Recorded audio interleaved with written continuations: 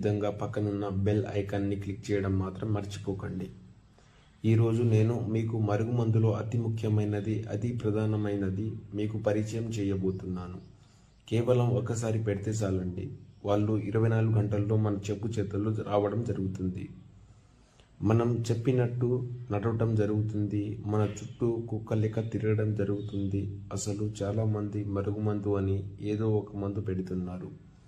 మరుగుమందు అనేది చాలా పవిత్రమైనది. ఇది కేవలం మంచికే వాడాలండి. అనేక సమస్యలతో బాధపడుతున్న వారికి ఈ మరుగుమందు అనేది చక్కని పరిష్కారం లభిస్తుంది.